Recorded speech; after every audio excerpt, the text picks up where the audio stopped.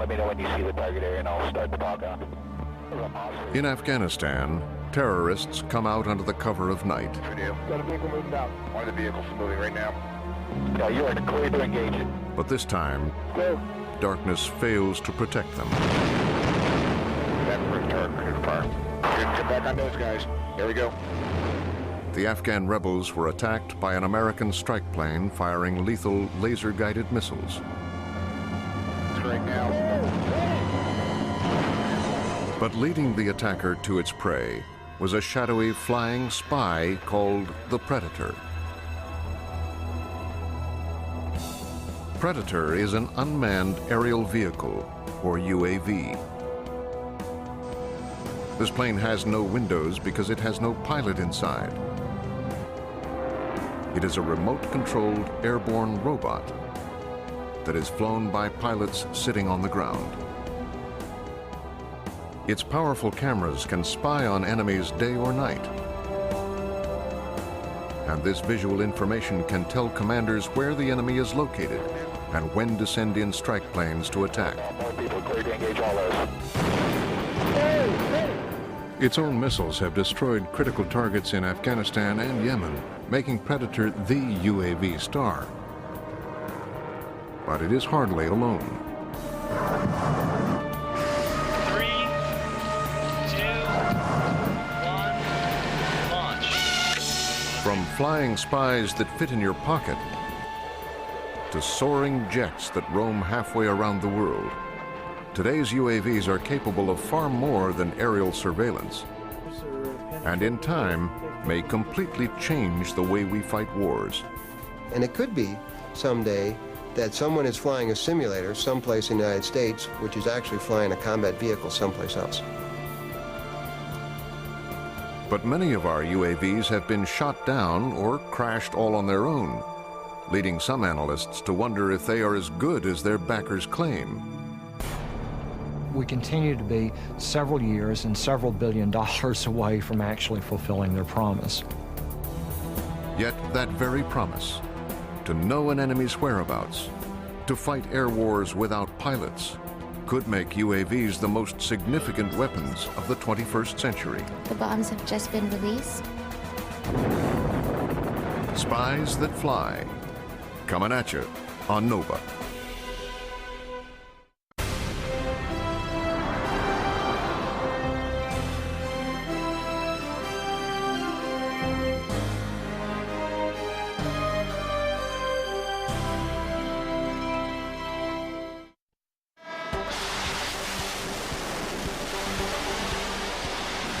In the Persian Gulf War, America unveiled a dazzling array of high-technology weapons, led by computer-guided cruise missiles, precision bombs, and stealthy aircraft invisible to Iraqi radars. If and when the U.S. goes to war again, these weapons will be a crucial part of our arsenal. And so too will unmanned aerial vehicles like the Predator. These flying spies have recently been successful at locating dangerous missile launchers in Iraq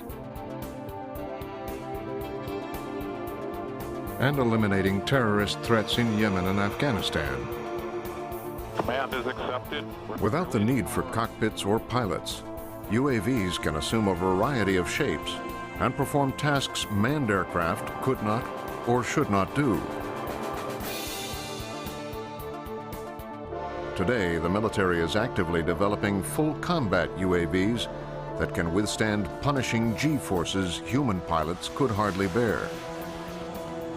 And UAVs will be able to go into areas where chemical, biological, or even nuclear weapons would threaten the safety of piloted aircraft. These capabilities do not exist yet. But what UAVs can do right now is spy on an enemy with extraordinary precision. Okay, I've got him. You got the target? Yeah. A development that has taken billions of dollars and over 5 decades to achieve.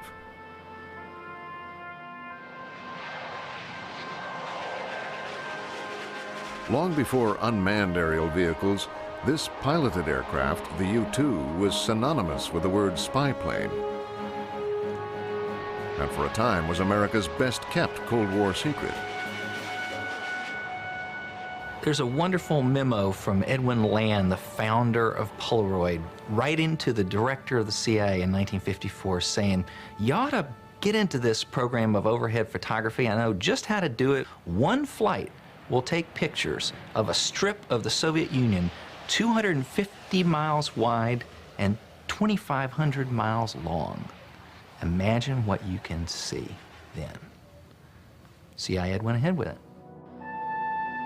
The U-2 could cruise 12 miles above the Earth for hours at a time and take still photographs from this dizzying height. Its panoramic cameras held a mile-long spool of black and white film that produced photographs of such detailed resolution. Their quality has rarely been matched, even today.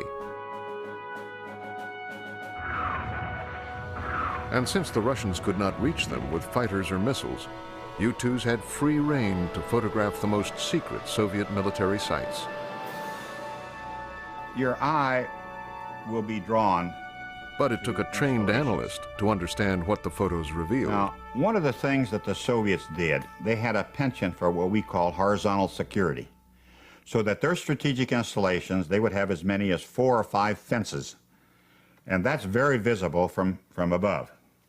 So, 1, 2, 3, 4, 5 fences. So finding missile sites in the Soviet Union, it wasn't that hard. For the pilots who captured these images, the long photographic missions were anything but easy. If a U-2 pilot is flying for, let's say, 9 hours plus, one of the problems that you have to worry about is basically staying awake sometimes because you're in an orbit for long, long periods of time. There was no provision for defecating. The U-2s were offered diapers, and they turned it down.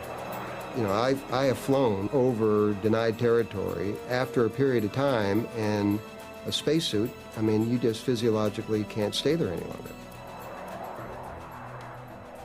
But soon there was a far greater problem for U-2 pilots when the latest Soviet surface-to-air missiles could shoot them down. The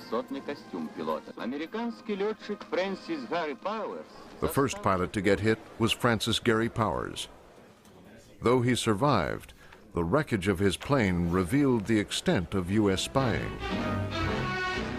In Moscow, Nikita Khrushchev is shown as he told the Soviet Presidium. Powers was politically embarrassing to the United States, but the U-2 did not stop flying, and in 1962 proved its immense value to the American public. This government, as promised, has maintained the closest surveillance of the Soviet military buildup on the island of Cuba. In October of 1962, U-2s had taken photographs showing the Soviets building secret ballistic missile sites on Cuba. Area. This was all new since the last time we had seen the area, which was about... Dino Brugioni was one of the first to see the evidence. But what drew their eye was that these objects didn't belong. This is ranch country. And here they were seeing 100-foot tents, 65-foot objects, and you know, these weren't manure spreaders, or these weren't things that you would associate with a ranch. Armed with this conclusive evidence, President Kennedy challenged the Soviets to remove the missiles or else. It shall be the policy of this nation to regard any... The Russians backed down, withdrew their missiles, and the crisis subsided. I may say, gentlemen, that you take excellent pictures. The work of these 2 units. Although the U-2 was hero of the moment, there is a little-known irony to the story. Even before the Russians withdrew, U-2 pilot Rudolf Anderson was killed over Cuba when his plane was shot down by Russian-made surface-to-air missiles. Piloting a spy plane was becoming extremely hazardous. Fortunately, America had developed another aerial spy that could take on dangerous missions risk-free because it was unreachable and unmanned. The Corona spy satellite orbited above the range of conventional weapons and was capable of even far greater surveillance feats than the U-2. I'll give you the basic comparison. There were 24 flights of U-2s over the Soviet Union from 1956 to 1960. The 24th was Powers. The first single Corona spy satellite mission took more footage of the Soviet Union than all 24 of those flights put together. Corona's cameras were programmed to snap pictures only when its flight path brought it over targeted areas. But how would it get its film back? Unlike the U-2, satellites cannot land. So Corona had to jettison its spent film in capsules, which were plucked out of the air by catcher planes. As ridiculous as it seems to be catching canisters of films out of middle air with a net, they brought back miles of footage of the #1 adversary the United States faced. The Corona satellite system worked like a charm. But the information it provided was days old by the time the film got down and developed. This would soon change when virtually all satellites, regardless of their function, carried transmitters that could send data back to Earth electronically. And once surveillance satellites could transmit pictures instantaneously, they looked like the perfect aerial spies, but they weren't. One of the problems with satellites is that they're moving very rapidly over the face of the Earth, and so if you really want to take a picture of something where you need to loiter for a long period of time, the satellite does not allow you to do it. In fact, it takes sometimes hours or even days to be able to come back to that same point and take another picture. This means an enemy could evade a satellite by moving itself or its weapons. Although U-2s were better at tracking enemy movements, they could still be shot down. So our best aerial spies were becoming too vulnerable and too slow.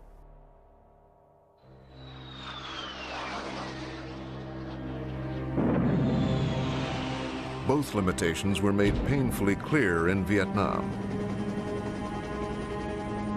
Cloudy and covered with jungle, it was difficult to get clear pictures of the enemy from either of our flying spies.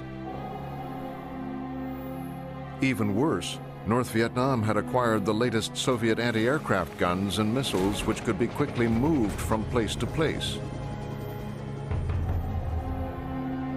And since we couldn't find these weapons, American pilots were always at risk of getting shot down. We lost pilots, we lost aircraft, and many of those pilots ended up being huge political liabilities because they ended up being prisoners of war. Not only were pilots at risk, American ground troops kept blundering into enemy traps. What the U.S. desperately needed was an unmanned aircraft that could find our adversaries before they found us.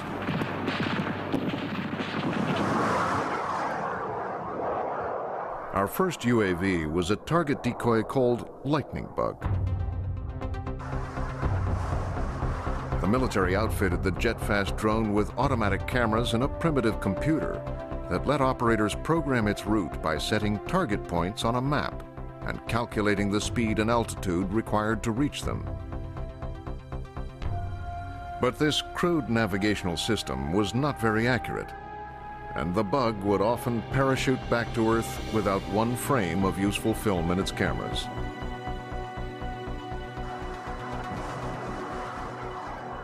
Toward the end of the conflict, it did bring back some useful photographs,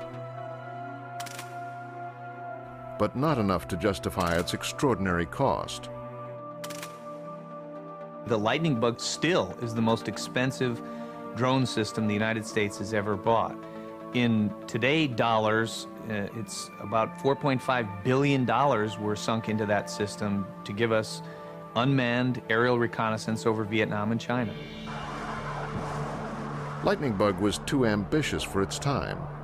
It lacked the sophisticated computer and guidance technology available to later UAVs. But Vietnam would also reveal the limitations of other weapon systems as well. And in the years following the war, the military would concentrate on developing stealthier aircraft and precision-guided bombs. But building a better UAV would fall to the Israelis. In 1982, the on-again, off-again Arab-Israeli conflict burst into a full-scale war in southern Lebanon's Bekaa Valley. Here, too, Soviet-made surface-to-air missiles wreaked havoc on an air force. The Bekaa Valley was a death trap. There was so much sophisticated Russian equipment, both the radars to operate the anti-aircraft missiles and the anti-aircraft equipment, that the Israelis had to find a solution to counter this very, very severe threat. What the Israelis rolled out to meet that threat was a meek little propeller-driven UAV with no firepower whatsoever.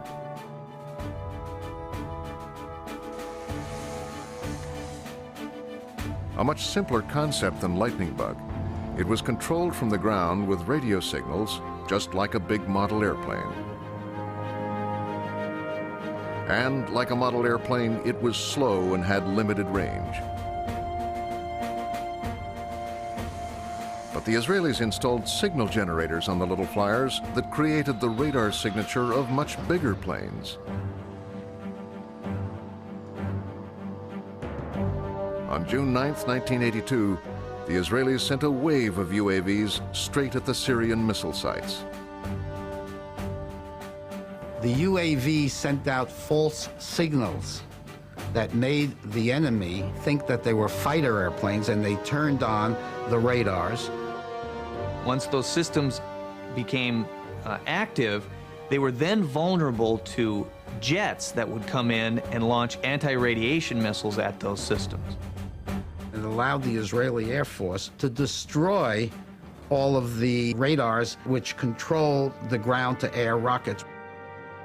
Once the SA-6 systems were neutralized, the Israeli Air Force had free reign over the Bekaa Valley and proceeded to shoot down almost any Syrian aircraft that got into the air. If I remember my numbers, it was 96-0. The Israeli UAVs also carried live video cameras. Now they could track enemy movements in real time and, if necessary, direct ground or air forces to take them out. The Israeli success in 1982 had a great impact on the U.S. military because, frankly, we didn't have that kind of a capability at that point. As late as 1983, when the horrible Marine Corps barracks bombing occurred, we still did not have any ability to use an unmanned vehicle to get up over the top of Lebanon and Beirut and see what was happening.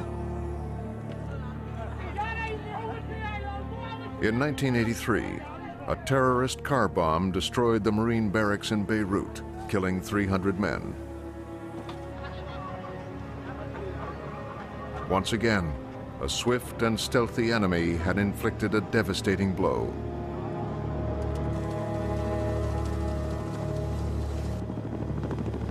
So the U.S. quickly developed its version of an Israeli-style UAV to help keep track of enemy activities on the ground.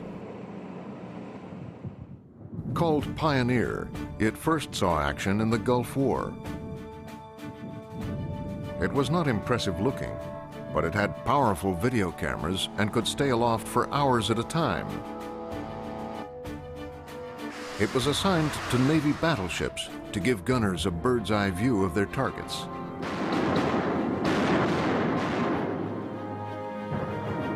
They saw the result immediately of where the shells landed, and then if they had to fire more or go to the left 100 yards or go to the right 100 yards or go further out 50 yards, real-time targeting and damage assessment.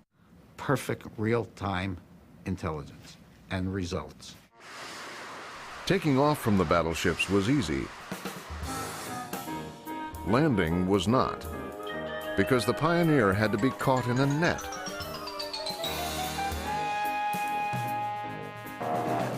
They managed to catch it most of the time, but the result often grounded the plane for repairs.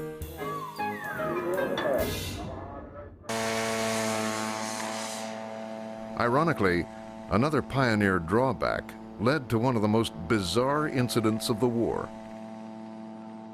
Really, the Pioneer is not totally stealthy. Had a kind of a loud lawnmower type of an engine, and the Iraqis finally figured out that when you'd hear this lawnmower engine overhead, soon thereafter there were very large rounds that would descend on them from these battleship guns. And so Iraqi soldiers actually surrendered to a UAV. They waved the white flag because they knew when I hear the lawnmower engine overhead, rounds were going to follow. Small UAVs like the Pioneer have limited range and flight time. They are beneficial to the Israelis because their enemies are nearby. But they are not as strategically useful to the United States. The United States is a big country, our enemies are big, we operate over very long ranges, and so for the United States, we basically need much larger drones that can fly for a longer time, and until recently the technology simply wasn't there to do it reliably. The Pioneer can fly only if it can receive the radio signals sent from the ground station. This line-of-sight link is also necessary to get video images back to the station. Once it flies over the horizon, the link is broken and the plane cannot function. To defeat the curve of the Earth, a UAV needs another plane or satellite to relay the signals back and forth.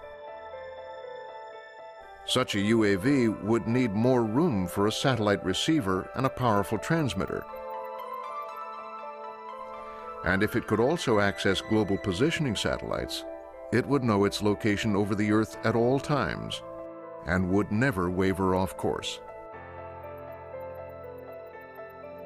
The first UAV that could do all of this was the Predator. The real key to making Predator different than what we had before is the fact that the airplane will fly for 40 hours if you want it to stay that long. You eliminate all this transit time back and forth that you have with smaller tactical airplanes. The Predator was first used in 1995 over Bosnia. It was a very long loitering system that could fly at about 20 or 25,000 feet. It was quite successful early on. It was a revelation to many of our commanders who for the first time could watch in real time on their desks a television that was giving them imagery of action that was occurring in Bosnia. In Bosnia, Predator had a mixed reputation because icing problems caused it to crash. We're there, start talking. But its performance improved by the time it was used in Afghanistan. That's affirmative. Predator is extremely difficult to see or hear. This one is flying at less than 1,000 feet. At 20,000 feet, it is virtually impossible to spot. It has a long 50-foot wingspan that helps it glide and hover on very little fuel. Its upside-down tail protects the propeller, which is in the rear, so it won't block the view of its cameras and other sensors located underneath in a swiveling mount. Here are the lenses for its color daylight camera, its infrared camera, which sees heat signatures at night, and its synthetic aperture radar, a dazzling new sensor that can literally see through clouds. Normal radars can also see through clouds, but the objects show up as blips on a screen. We had really highly trained people to interpret radar images. We used to call it blobology, because you saw these images that look like blobs, and they come back and say, well, that is an SA-5. And you look at it and go, right. But synthetic aperture radar can take those blobs and recreate a real-world object. Today, I can interpret what is. So the resolution from radar is just incredible. And Predators are equipped with one other system that proved so successful in the Gulf War. We also carry a laser designator so that we can designate for missiles fired from Predator or from missiles fired from tactical airplanes. Once Predator was armed with precision-guided Hellfire missiles, it became a killer as well as a hunter, and today performs both missions. The Predator is operated from a ground control station which is brought to the closest and safest airfield. All right, just keep scanning the area, see if you can pick up any targets to the west of the field. Inside, an actual Air Force pilot flies it with a joystick or puts it on autopilot as if he were in a real cockpit. Okay, I'm going to come hard about, headed towards the target to reduce the range. We can get a better... He monitors the plane's altitude and speed and can even see through a camera mounted in the plane's nose. All right, that's how we'll do that. A sensor operator scans video monitors, watching for enemy activity. Okay, I've got him. You got the target? Yeah, he's moving towards the gate. How are we doing? Doing perfect. In this exercise, the team has found an unauthorized vehicle in a restricted area. Thank you.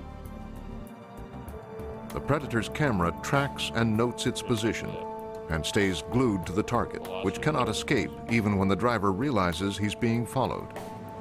He's not getting away from you, is he? Okay, coming to a right turn, heading due south. Today that we have to keep an eye on, I guess. Yeah. But here we see the camera zoomed in on the target. When the Predator's cameras try to survey a wider area, they are not as effective. Predator is a very good way for following a truck driving down a highway. It's not a very good way to look over an entire city to try to find that truck to begin with. It's very much like looking through the proverbial soda straw. If you know where the target is, if you know pretty much what you're looking for, it's a good way to keep track of that target, but that narrow field of view camera really isn't going to help you find things unless you already know where they are. The lower Predator flies, the clearer its images become. But this increases its vulnerability. So it's safer to operate at night. But this is not always possible. Here, a Predator monitoring activities in Iraq is being targeted by Iraqi missiles.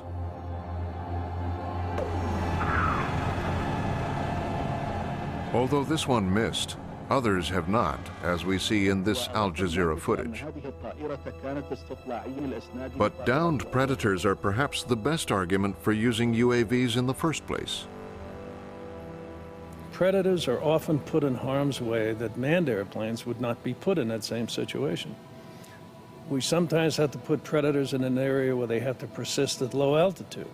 And the closer you get to the gun, the better chance they have of shooting you down. If manned airplanes were doing these same missions, there's a pretty good chance that they would get shot down too.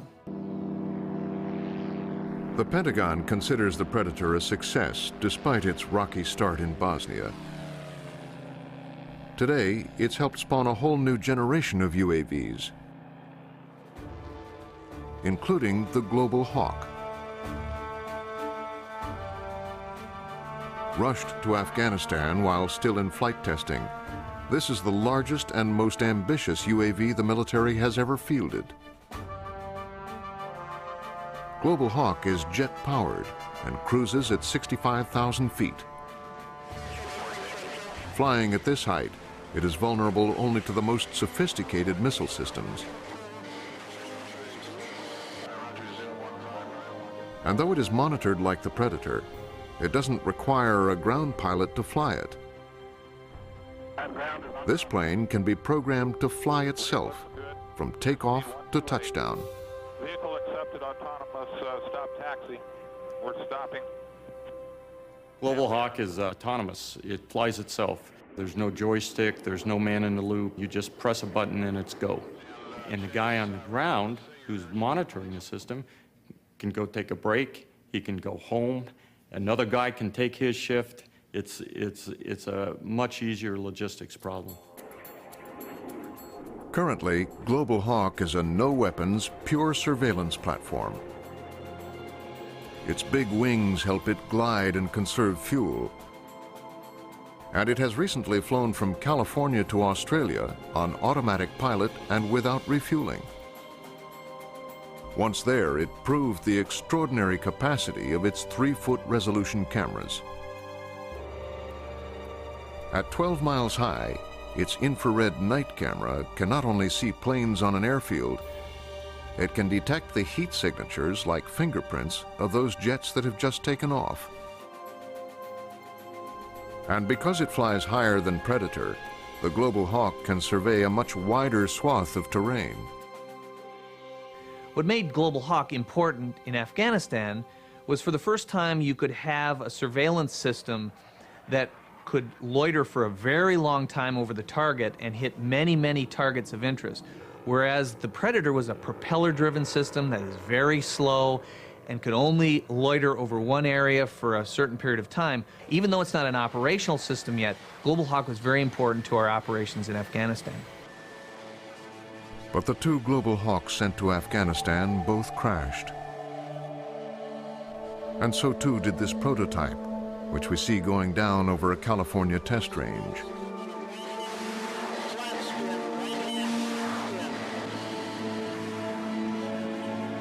In a desperate attempt to regain control, operators try releasing fuel to make it lighter. But like most pilotless planes, it was not equipped with a costly backup control system.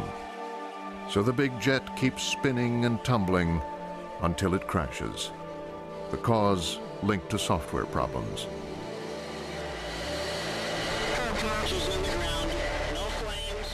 Most of our manned aircraft have multiple systems that can take over in case of failure. The issue is expense. How much do you want to spend to make it a reliable system? And the plain facts of the matter is that UAVs are expensive. In order to make a very sophisticated air vehicle do the kinds of things that the U.S. military wants it to do, it is going to cost money. The sales pitch for UAVs used to be that they were cheap and expendable. 2 feet right and looking good. At $40 million each, the Global Hawk already costs more than many manned aircraft. Now, to make it reliable, its price tag will certainly rise. But will more money produce a better airplane? The Air Force is betting it will. Global Hawk has done a fantastic job for us. We're going to make it better by what we have found from some of these minor setbacks. If in World War I, we stopped flying airplanes because people were crashing airplanes during training, where would we be? It ain't going to stop. We're going to make more, we're going to make them better, and we're going to employ them more. I mean, that is the future. But will the big UAV come online as successfully as its advocates hope? The United States has been working on reconnaissance drones for upwards of half a century now, and the Predator is the only one that's really gone into production with some degree of satisfaction. We're on the verge of being able to get these UAVs to give us some really important capabilities, but we continue to be several years and several billion dollars away from actually fulfilling their promise. Although UAVs have had their ups and downs, this hasn't stopped the military from trying new ones, especially smaller, less expensive models.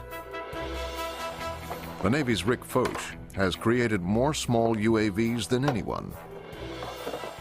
As you can see here, the airplane comes apart in 5 modular sections with a no-tool assembly. The Dragon Warrior is being designed to be transportable in the back of a Humvee. We were looking at the ability to take the small UAV technologies and fit a small aircraft into an American Tourister suitcase. Because this is the type of vehicle that a special agent might be interested in using, numbered 007. This is one of my very favorite small UAVs. This aircraft was initially designed to fly in the atmosphere of Mars for planetary exploration and be deployed from a space capsule. Hey! Uh-oh.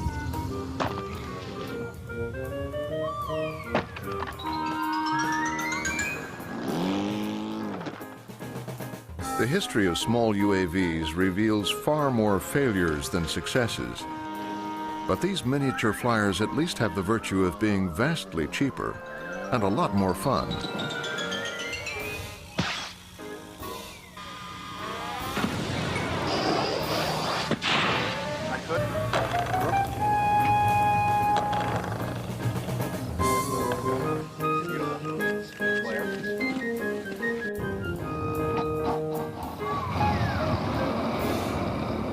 When you have it set, then you say, clear prop. Clear prop. Now, after decades of limited results, there is finally optimism over this plane.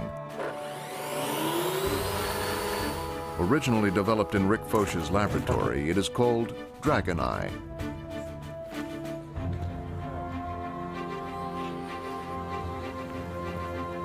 One immediate question for small UAVs is why? With soaring platforms like Predator or Global Hawk, why develop midget flying spies? You know, when you see a Predator or a Global Hawk as they've been used in Kosovo or in Afghanistan, the information for those always goes to higher headquarters. It's very difficult to get that information to a company commander, to give him information he needs in a timely manner. The Marines want Dragon Eye to help ground units facing dangerous missions. Situation. Enemy reconnaissance forces have been detected in the vicinity of the town of Upshur. In this exercise, they are seeing if a regular squadron commander can figure out the best strategy for using it. UAV detachment. But I want to know, this route is unimpeded. I'm going to need to know that right away, so if we need to change our route from the attack position. Launch! The little UAV operates just like the big ones, only on a much smaller scale. Hey, I need somebody on this antenna, black or camera. Its ground station is a rugged laptop computer, which controls the plane's flight and receives video signals from its tiny camera. The men can also see the video in glare-proof glasses. Upshur, I'm changing it to an orbit, sir. Dragon Eye can deploy from almost anywhere. And its real-time video surveillance should make this kind of assault far less dangerous. He can take that UAV, fly it along his route that he wants to walk, and it will tell him what's on that route. Is there any kind of threats, vehicles, hazards, anything he needs to be aware of? Then when he gets to the town, he can set that UAV up in an overhead orbit, so he'll have real-time surveillance on what's happening in that town so that he can act on it. Without Dragon Eye, the Marines would have had to send an advanced team to scout the road to town and the nooks and crannies between the buildings. This is the most dangerous assignment any soldier can face, particularly in an urban setting. Dragon Eye is easy to launch with a store-bought bungee cord. But one of its biggest problems right now is training non-pilots to fly it. A task much harder than it looks. Come on, baby. You can make it. You can do it. Got it. Yeah. Oh. Oh. This is why the little airplane is built tough. The vehicle is designed for landings where it can crash, it comes apart, you can put it back together, reassemble it, and fly it again. It's a good airplane. Here's your winds. Coming out of 165 at 7 miles per hour. You're going to hit your first waypoint after your launch sequence. The goal is to make Dragon Eye virtually autonomous so that anyone can fly it. Now what we're going to do first is we're going to fix your launch. Okay? New blank mission. Marines would simply have to plot its proposed course on a video map. Grab this and move it. Now look at the bottom now where your finger is. Look at your Then let the plane's laptop computer fly it along a pre-assigned route.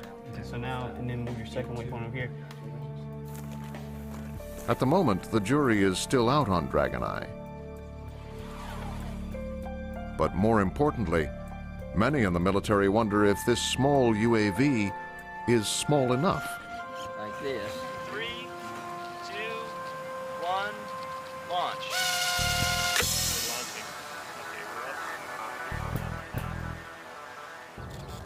Here's the Black Widow. It works like a Dragon Eye, but is the size of a portable CD player. It was created by AeroVironment's Matt Keenan. Okay, here we go. The remarkable 6-inch flying disc can stay up for 30 minutes at altitudes of 600 feet or more. All right, I'm just coming over the wash now. I can see all the buildings. It returns high-quality video images from a camera about the size of a penny. And I'm up at 500 feet.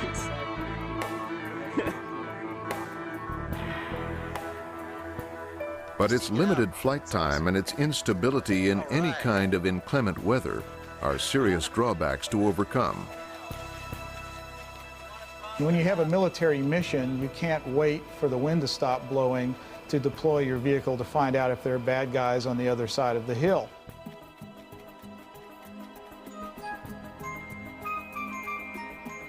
But what about indoors, where tiny flyers would not be bothered by the weather? Here, for the first time, roofs or walls would not thwart a flying spy. But an inside UAV would have to be extremely small, and it would have to fly like, well, a fly, flapping wings and all. If you're trying to make a small robot vehicle fly inside, fixed-wing vehicles fly too fast to go down corridors and make turns, but with a flapping wing device, the energy is much lower and spread out in time, and we could survive a wall strike perhaps and continue the mission. A bug-like flyer once seemed impossible, but at the cutting edge of UAV technology, researchers like Rob Mickelson are studying the complex process of insect flight in an effort to build a micro-UAV. Insects and birds flap their wings. This not only propels them forward, it gives them the lift they need to achieve flight. Fixed-wing flyers work differently. They need speed and airflow around their wings to create enough lift to fly.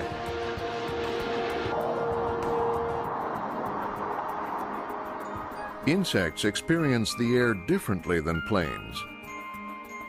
To a bee, the air is thick like water. In fact, insects do not so much fly as swim. Microflyers that work like this would make the perfect spying flies, if we could only figure out how the real ones do it. One of the problems to date is that we didn't understand how insect flight really worked. Most people are probably familiar with the old adage that the bumblebee is impossible. Well, that's only because the equations for flight didn't account for all that was going on in a bumblebee wing. Clearly the bumblebee flies, the equations just didn't show it. Today, researchers are getting close to solving the puzzle. They now know that insects use their wings to create powerful air currents and wakes, and then use those currents to help propel them along. It turns out that insects are capable of extracting energy from the wake of the previous stroke. This occurs simply because when a wing moves through the air, it's inducing flow behind the wing. And as the wing flips back, some of that flow is actually directed back towards the wing. So effectively, it's increasing the velocity at which the wing is moving. Michael Dickinson studies the wing motions of flies with an eye toward replicating their movements mechanically. Flies have a remarkably sophisticated control system that enables them to maneuver and fly stably. And I think there are many lessons we can learn from flies as we begin to design a robotic insect. He calls his mechanical wings RoboFly and places the flappers in mineral oil to recreate the resistance tiny insects receive from the air. RoboFly allows us to generate wing motions that might be useful for our robotic insect. We can easily test the efficiency of various wing motion patterns before trying to program them into a small robotic insect. Even if we understood all the mysteries of insect flight, creating a robotic version this small seems a daunting task. Not to mention the minuscule video camera it would have to carry. And there is also the question of power. Our smallest micro-vehicles still rely on batteries. A very tiny UAV could not carry the weight of a battery with enough juice to fly it. One alternative might be heat or solar cells. Solar cells are already powering the giant Helios UAV, which can reach 100,000 feet and stay aloft for months at a time. What would a drop of this kind of energy do for a fly-sized UAV? Until we solve the power problem, a micro-UAV will have to await the distant future. But there's no doubting the advantage these tiny spies would give the military. Indoors, there are no assets that can provide information back to warfighters that are about to go into a building. You can have crawling robots, ordnance disposal robots that can climb stairs and come down hallways to look for things. But these are large, clunky devices and are easily noticed. What you'd really like to have is a device that could penetrate deep within a building in a very short amount of time to be able to find hostages, find illegal activities going on inside the building, any number of things that would be of interest to covert agencies or the military.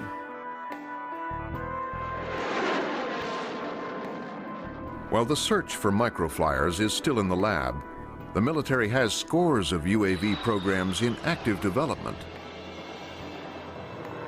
And the reason for this is fairly simple. They will change the way wars are fought. UAVs are integral to the U.S. military's vision of fighting standoff wars that limit the risk to our own soldiers. In this futuristic scenario, data from UAVs, radar planes, and orbiting satellites can be monitored from distant control centers. Positioning themselves to drop some weapons. These images would provide much of the information decision makers need to direct and even fight wars far from the battlefield itself. The UCAV has just taken a SAR image. The bay doors have just opened. The bombs have just been released. And they someday expect to have a standoff way to translate this information into action with an unmanned combat air vehicle, or UCAV. Stealthy, jet-powered, and capable of autonomous flight, these would be light years ahead of the armed Predator and could even dogfight like manned jets.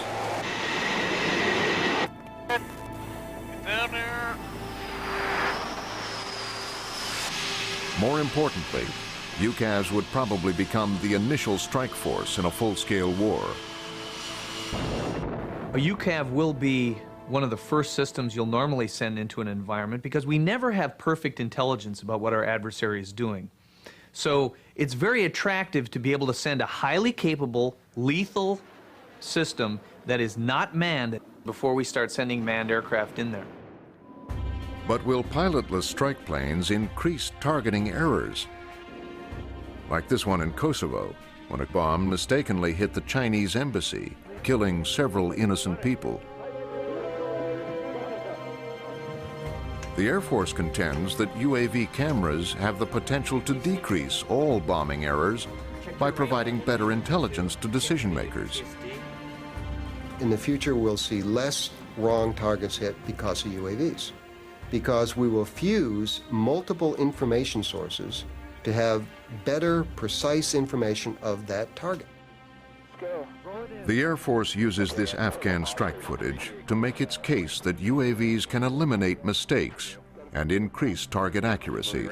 Square rectangular, like holding pod next to it. Do you see that? A Predator has followed a confirmed group of terrorists to this village. There's the mosque. Do not engage the mosque. Roger. Mosques, according to our rules of engagement, are off limits. We don't hit those. But we knew all around this area, all around those buildings, were lots of Taliban and Al-Qaeda. So we were waiting for just the right time. Got a vehicle moving out. One of the vehicles moving right now. Yeah, you are clear to engage it.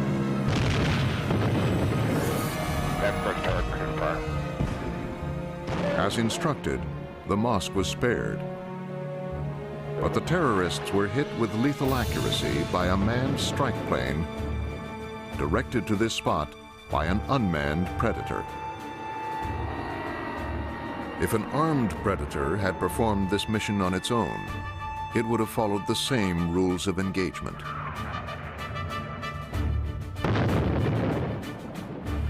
But as unmanned planes assume a greater combat role, will our Top Gun pilots resist the coming regime?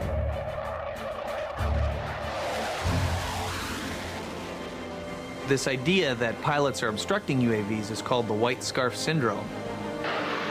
You simply can't make that argument in an environment where this one nation is pursuing UAVs like no other.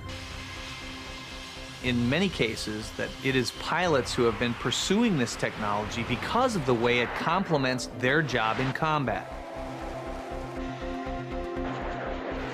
Many of these UAVs will do jobs that pilots definitely don't want to do because they're going to get killed. Whether Right Stuff pilots will really embrace the new hardware remains to be seen. But the number of UAVs are increasing every day and are going beyond military tasks as well.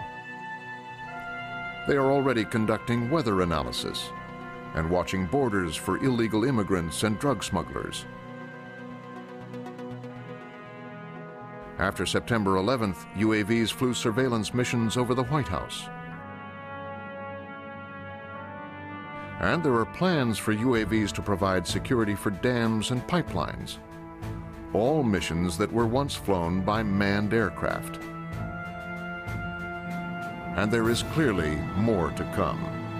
We cannot uninvent uninhabited air vehicles. They are here to stay. It is the future. But in my lifetime, I will tell you that we had the ability that I could get on a commercial airplane and there may not be a pilot on it.